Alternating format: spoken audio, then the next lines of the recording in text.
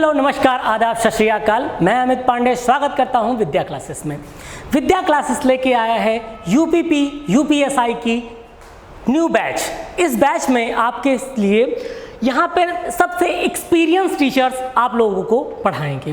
तो आज हम यहाँ पे डिस्कस करेंगे पूरा सिलेबस, और सिलेबस में कहाँ कहाँ पे हमें क्या क्या चीज़ें पढ़नी है, कैसे पढ़नी है, उस पूरी रणनीति को हम लोग आज डिस्कस करेंगे। ओके, सो स्टार्ट करते हैं। आपके सिलेबस के बारे में हम जानकारी लेंगे, इनमें कौन कौन सा सब्जेक्ट आएगा, हमारे कौन से फैकल्टी हैं, इन सभी के बारे में आज हम डिस्कस करेंगे। So let's start. पहले हमारा यहाँ पे स्टार्ट होता है, ये हमारी कोचिंग है विद्या क्लासेस। इस विद्या क्लासेस में आपको सारी चीज़ें यहाँ पे मिलेंगी। आपको विद्या क्लासेस में इस पूरी वैकेंसी से रिलेटेड सारी बातें यहाँ बताई जाएंगी। एक एक फैकल्टी आपको एक एक चीज़ के बारे में बारीकी से समझाएगा, जो आपको यहाँ जहाँ आप बैठे हुए हैं, जो अभी सफलता की सोच लेके बैठे हैं, वो सफलता के रास्ते से लेके सफलता तक पहुँचाएंगे। तो स्टार्ट करते हैं हम। पहले ये है हमारी यूपीपी और यूपी पुलिस की वैकेंसी, यानी कि हमारी जो स्टार्टिंग आएगी ये 60,000 प्लस वैकेंसी हमारे पास में आएगी। ये यूपीपी की यानी यूपी कांस्टेबल की है। जबकि हम यूपीएसआई की बात करते हैं तो लगभग 3,000 प्लस वैकेंसी के आसपास ये वैकेंसी आने वाली है। तो हम अभी इसके लिए बेहतर स्टार्टिंग करेंगे, ऐसा जोर लगाएंगे कि चाहे जितना टफ पेपर आ जाए उनको हर हाल में हमें क्रैक करना है। ओके, तो आगे हम सिलेबस पर आते हैं।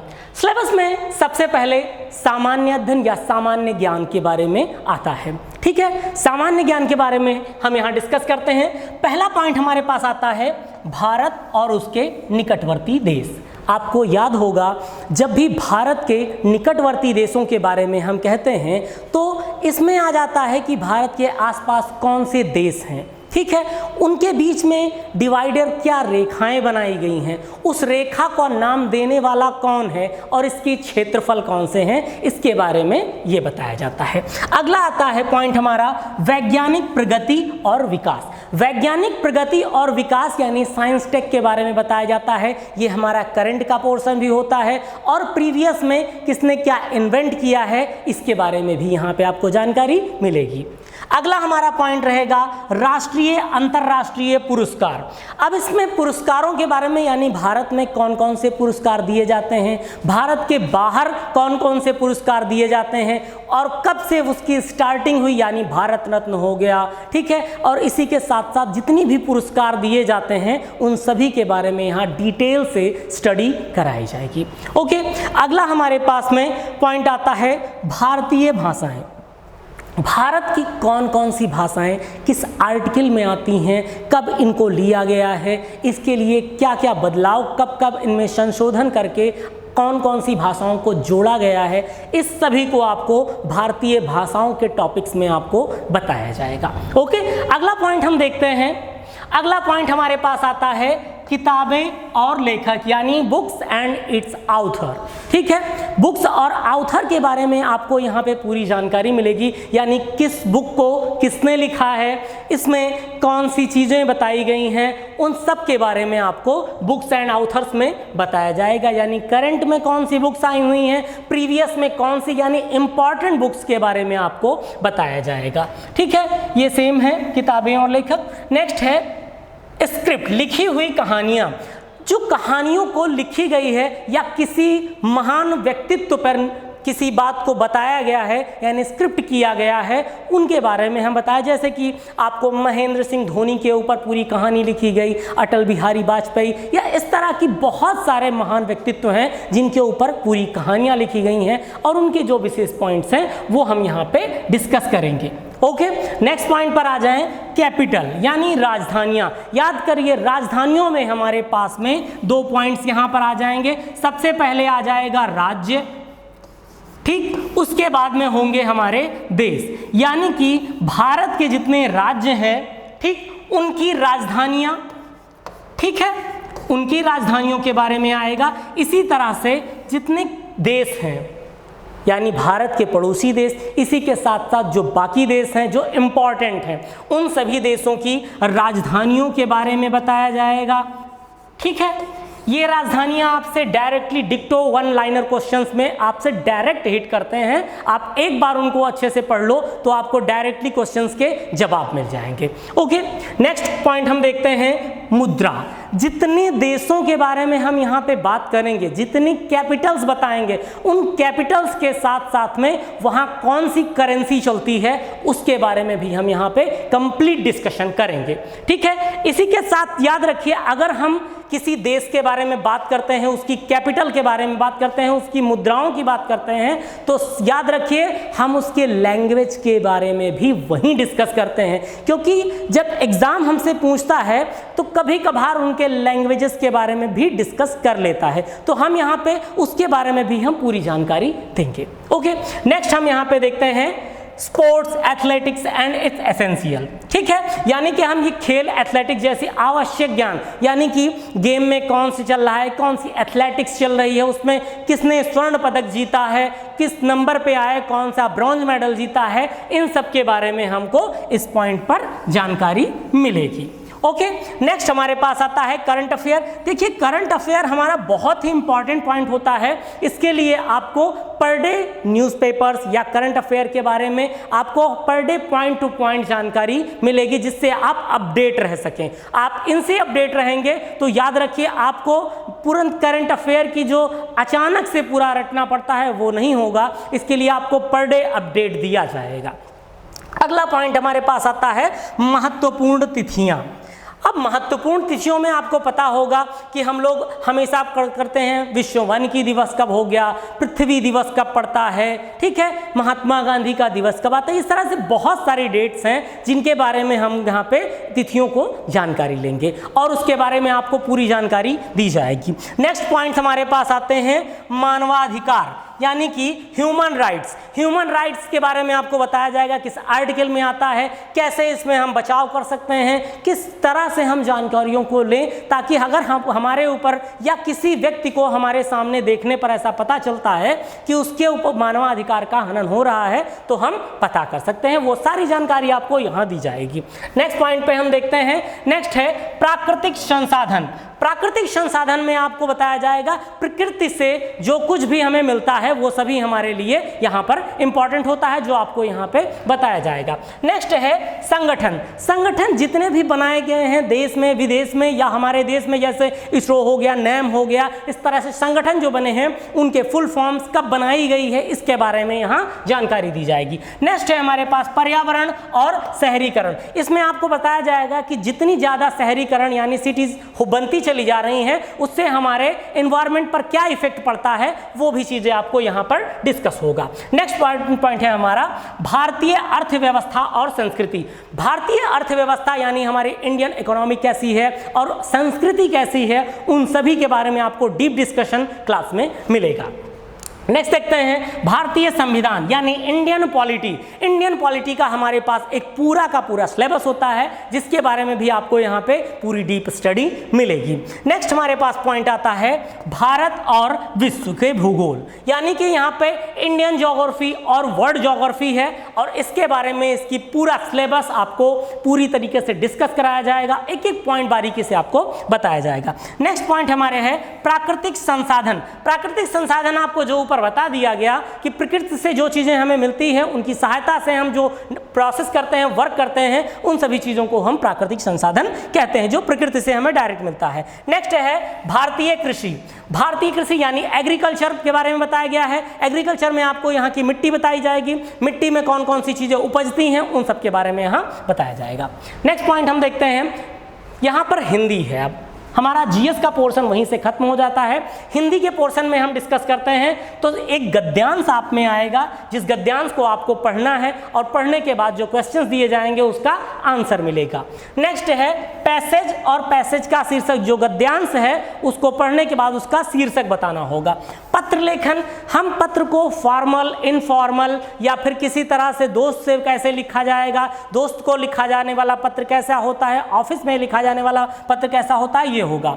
शब्द ज्ञान, शब्दों का ज्ञान आपको यहाँ पे बताया जाएगा कि कौन से होते हैं, यहाँ पर सार्थक शब्द कौन से होंगे, निरर्थक शब्द कौन से होंगे, इनके बारे में आपको बताया जाएगा।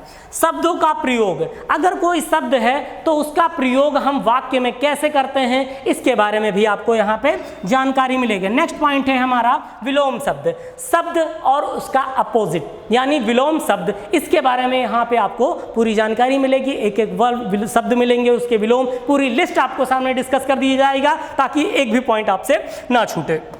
नेक्स्ट पॉइंट है पर्यायवाची। पर्यायवाची में आपको बताया जाएगा एक शब्द होगा तो उस शब्द से मिलते जुलते या उसके समानार्थी कौन कौन से शब्द हैं वो भी आपको बताया जाएगा। नेक्स्ट है एक शब्द के प्रतिस्थापन, अगर एक शब्द है उस प्रतिस्थापन यानी उसको हटा दिया जाए तो उसके जैसा दूसरा कौन सा शब्द लाया जा सकता है, ये इसमें बताया जाएगा। नेक्स्ट पॉइंट आपके पास आता है वाक्य में सुधार करना, मुहावरे और लोकोक्ति। अगर कोई वाक्य दिया गया है उसमें अशुद्धि है तो उसको कैसे सुधार किया जाएगा या फिर कोई लोकोक्त दी गई हो उसका अर्थ क्या होगा, वो भी आपको हिंदी में बताया जाएगा। ठीक है, नेक्स्ट में है हमारे पास में संख्यात्मक योग्यताएं यानी कि हमारा मैथमेटिक्स का पोर्शन है। तो मैथमेटिक्स के लिए हमारे यहाँ एक सबसे बेस्ट टीचर हैं, सेलेक्टेड हैं, एसएससी सेलेक्टेड हैं और वो हमारे पास आ रहे हैं, यानी कि मैथ्स का एक कहा जाए मैथ का जादूगर। तो हम इन्वाइट करना चाहेंगे हमारे अभिषेक सर को जो आपको इसके बारे में बताएंगे। और सर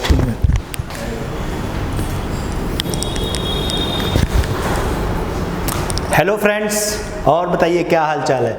आप सभी को पता है कि उत्तर प्रदेश में पुलिस की वैकेंसी आने वाली है और इसके लिए आपको सबसे पहला काम ये करना है कि तैयारी को अभी से ही आपको अच्छे लेवल की तैयारी करनी पड़ेगी।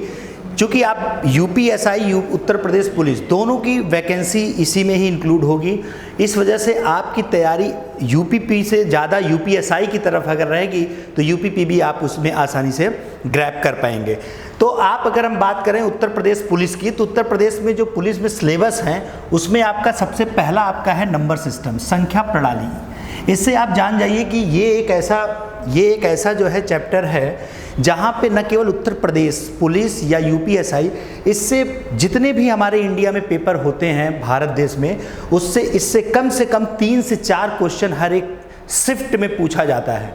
दूसरा होता है सिंप्लीफिकेशन, 1 से 2 क्वेश्चन यहाँ पर आपको देखने को मिल सकते हैं। और ये सिंप्लीफिकेशन, आजकल के सिंप्लीफिकेशन आप देखे होंगे एसएससी सीजीएल में जिस तरीके से सिंप्लीफिकेशन, जब से टीसीएस आया है इस तरीके का सिंप्लीफिकेशन पूछने लगा है, वो थोड़ा सा कॉम्प्लिकेटेड तरीके से कॉम्प्लिकेटेड होता है। तो उस तरीके का आपका मैं यहाँ पढ़ाऊँगा ताकि आप अगर वो सीख जाएंगे तो आप छोटे छोटे जो सिंप्लीफिकेशन क्वेश्चन आते हैं वो आसानी से कर पाएंगे।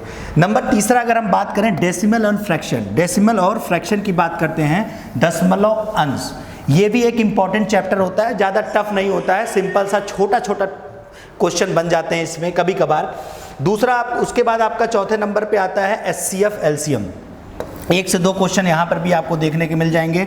उसके बाद आपका आता है रेशियो प्रोपोर्शनल। देखिए अनुपात समानुपात एक ऐसा चैप्टर है जहाँ से ये आपको सिर्फ दिखता है कि ये चैप्टर है, लेकिन इसका प्रयोग आप परसेंटेज, प्रॉफिट लॉस, डिस्काउंट, कई सारे चैप्टर्स में इसका इस्तेमाल आप कर सकते हैं। आप विश्वास मानिए अनुपात समानुपात वेरी वेरी इंपॉर्टेंट चैप्टर है। परसेंटेज की बात करें, परसेंटेज भी बहुत ज़्यादा इंपॉर्टेंट चैप्टर है। ये तो समझिए कि रीढ़ है, मैथ में अर्थमेटिक का रीढ़ कहा जाता है प्रतिशत, और प्रॉफिट लॉस भी इसी में ही आता है। प्रॉफिट लॉस के साथ साथ डिस्काउंट हो गया, ये सारे एक दूसरे से लिंक हैं। ये जो हमने बताया ना रेशियो प्रोपोर्शनल, इसका रेशियो प्रोपोर्शनल का इस्तेमाल हम परसेंटेज में भी करते हैं, प्रॉफिट लॉस में भी करते हैं, डिस्काउंट में भी करते हैं। तो ये सब आपके जो चैप्टर्स हैं ना, ये सब आपके जो हैं उत्तर प्रदेश पुलिस में पूछे जाएंगे। अगर हम आगे बढ़ते हैं, 9वां नंबर है सिंपल इंटरेस्ट और कंपाउंड इंटरेस्ट। बेहतरीन तरीके से समझाएंगे, ये समझिएगा कम समय में। ये एक ऐसा चैप्टर होता है जहाँ पर आपको कैलकुलेशन बहुत ज़्यादा देखने को मिल सकती है, लेकिन आपकी कैलकुलेशन, मैं बार बार ये कहता हूँ कि मैथमेटिक्स में आधी जो मैथमेटिक्स होती है वो आपकी कैलकुलेशन होती है। विथ एक्यूरेसी अगर आपकी स्पीड अच्छी है, कैलकुलेशन अच्छा है, तो मैं ये कह सकता हूँ कि आपके कई सारे क्वेश्चन ऐसे होते हैं जो कैलकुलेशन बेस्ड होते हैं और उसमें जो है बच्चे जो हैं समझ तो जाते हैं कि हम ये कर लेंगे तो हम ये आ जाएगा, समझ जाते हैं कि किस तरीके से करना है, बट क्या होता है कि आप उसमें फंस जाते हैं कैलकुलेशन में। इस वजह से आपके छोटे छोटे टूल्स होते हैं मैथ्स में, उनको भी आपको अच्छे से समझना होगा, उनको भी अच्छे से करना होगा। वो रटा नहीं जाएगा, मैथ में कोई भी चीज़ रटी नहीं जाती है, आपकी प्रैक्टिस ही आपको जो है मैथ में बहुत अच्छा मार्क्स दिलाता है। पार्टनरशिप की बात करें, एक क्वेश्चन आ सकता है इससे, टाइम एंड वर्क के साथ साथ पाइप एंड चिस्टन यानी कि नल वाला जो टंकी वाले क्वेश्चंस होते हैं कार्य समय के साथ उसी में ही इंक्लूड होते हैं, ठीक है। डिस्टेंस, टाइम, डिस्टेंस और स्पीड, ये वाला जो दूरी होता है इसमें थोड़ा छूट गया है। स्पीड, टाइम, डिस्टेंस की बात करें, एक ऐसा चैप्टर जो कि बहुत इंपॉर्टेंट चैप्टर है, थोड़ा सा टफ चैप्टर होता है ये, कभी कभी जब इसमें अच्छे क्वेश्चन बन जाते हैं तो काफ़ी डिफिकल्ट क्वेश्चन बन जाता है, लेकिन ये है कि इसको भी हम अच्छे से पढ़ाएंगे आपको। उसके बाद आपका यूज़ ऑफ टेबल ग्राफ, आपको भी पता है अभी उत्तर प्रदेश पीईटी का पेपर हुआ था, 2 बार से हो रहा है, इसमें कई ये जो आप देख रहे हो ना यूज़ ऑफ टेबल ग्राफ, ये एक ऐसा चैप्टर है जो उत्तर प्रदेश के पेपरों में बनता ही बनता है। और एक चीज़ बहुत ध्यान समझना, ये वाले जो क्वेश्चन आते हैं ना वो जल्दी हो नहीं पाते हैं, लेकिन इसका तरीका मैं यहाँ पे बताऊँगा कि इसका तरीका कैसे इसको आप सॉल्व करेंगे, जल्दी से जल्दी कम से कम समय में आप कैसे इसको सॉल्व करेंगे, ये हम यहाँ तकनीक बताएंगे। 14वां नंबर है आपका मेंसुरेशन। देखिए एडवांस की बात करें, एडवांस में जो है मेंसुरेशन का ही जो है इसमें जो है सिलेबस में है, जो क्षेत्रमिति है इसमें भी आपके अच्छे अच्छे क्वेश्चन बन जाते हैं मेंसुरेशन के। तो आप ये समझ लीजिए मोटा मोटा कि ये सारे मैथ के जो है सिलेबस थे, और भी अगर कोई चैप्टर मैं देखूंगा अगर छूट रहा होगा तो वो मैं क्लास के बीच में जो है मैं उसको डिस्कस कर दूंगा। लेकिन सबसे इम्पॉर्टेंट बात है कि आप लोग आइए ज्वाइन करिए, और 1 अगस्त से ये बैच स्टार्ट हो रहा है। आप लोग को मेहनत करनी पड़ेगी, किसी भी कीमत पे आप मेहनत से पीछे नहीं जा सकते हैं। अगर आपको सिलेक्शन लेना है तो आपको मेहनत करनी पड़ेगी, अदरवाइज़ आप जानते हैं इस समय कितनी बेरोजगारी की हालत है, आपको पता है। ऐसा नहीं है कि जो पढ़ता नहीं है उसको सिलेक्शन नहीं होता है, बिल्कुल सिलेक्शन होता है। अगर जो ईमानदारी से मेहनत करता है, दिन रात एक करके अपने एक शेड्यूल को, टाइम को फिक्स करते हुए एक टाइम टेबल के हिसाब से पढ़ाई करता है तो उसका सिलेक्शन ज़रूर होता है। तो इस वजह से मैं कह रहा हूँ कि आप लोग आइए। और इसके बाद आपका देखिएगा, इसके बाद आपका मेंटल एबिलिटी टेस्ट, रीजनिंग का भी देखिए। रीजनिंग की अगर हम बात करें तो रीजनिंग के भी फैकल्टी आज हमारे यहाँ जो है आने वाले थे, लेकिन किसी कारणवश नहीं आ पाए। लेकिन मैं ये बता देता हूँ कि मैथ हुआ, रीजनिंग हुआ, ये सब ऐसे जो है ऐसे सब्जेक्ट्स होते हैं जहाँ पे नंबर आप फुल आउट ऑफ फुल प्राप्त कर सकते हैं, ठीक है। तो आपको मैथ और रीजनिंग पे तो फोकस करना ही है, साथ में आपको जीएस हुआ, हिंदी हुआ, इन सब पर भी फोकस करना होता क्या है कि अगर आप मैथ रीजनिंग में फुल आउट ऑफ फुल ला दिए तो जीएस में अगर थोड़ा कम भी रहा, हिंदी में थोड़ा कम भी रहा, तो आपका सिलेक्शन हो जाता है, ठीक है। तो अगर हम रीजनिंग की बात करें तो इसमें आपका होता है लॉजिकल डायग्राम्स होते हैं, इसके बाद सिंबल रिलेशनशिप इंटरप्रिटेशन की बात करते हैं, प्रतीक संबंध व्याख्या जिसे बोला जाता है। अगर हम बात करें यहाँ पर कोडिफिकेशन होता है, ये भी वेरी वेरी इंपॉर्टेंट चैप्टर होता है, क्वेश्चन इसमें बहुत अच्छे लेवल के बनते हैं। परसेप्शन बेस्ड क्वेश्चन आते हैं आपके, वर्ड फॉर्मेशन टेस्ट, शब्द निर्माण परीक्षण के क्वेश्चन आते हैं। तो ये सब आपके रीजनिंग के चैप्टर्स हैं। जैसे वर्ड एंड अल्फ़ाबेट एनालॉजी की बात करते हैं, कॉमन सेंस टेस्ट की बात करते हैं, लेटर एंड नंबर कोडिंग, ठीक है, डायरेक्शन सेंस टेस्ट की बात करें, लॉजिकल इंटरप्रिटेशन ऑफ डेटा की बात करते हैं। उसके बाद आपका आता है फोर्सफुलनेस ऑफ आर्गुमेंट की बात करते हैं, वाद विवाद का प्रबलता। इस देखो यूपी के जितने भी पेपर्स होते हैं ना, वो आपके जो है ना, वो जो है आर्गुमेंट पे बहुत ज़्यादा क्वेश्चन रीजनिंग में बनते हैं। तो आपको यहाँ पर आर्गुमेंट्स कैसे, कोई क्वेश्चन अगर ऐसे आता है, अवधारणा वाले क्वेश्चंस आते हैं, कैसे उनको सॉल्व करना है कम समय पे, यहाँ पे सब सिखाया जाएगा। जो रीजनिंग के हमारे बेस्ट फैकल्टी हैं उनके द्वारा ये सिखाया जाएगा। ये आपका है निहित अर्थों का जो है निर्धारण, डिटरमाइनिंग इम्प्लाइड मीनिंग्स की बात करेगा, ये भी आपको बताया जाएगा। तो ये मोटा मोटा आपका रीजनिंग का जो है सिलेबस रहा है, ठीक है। बाकी आप आइए 1 अगस्त से आप यहाँ पे इंक्वायरी लीजिए, और साथ ही साथ जो है 1 अगस्त से यहाँ पे क्लासेस स्टार्ट हो रही हैं, आप लोग ज्वाइन करिए। और विश्वास करके ज्वाइन करिए, आपको जो है अच्छे लेवल की पढ़ाई दी जाएगी ताकि आप एक सीट जो है अपना पक्का कर पाए। Thank you very much.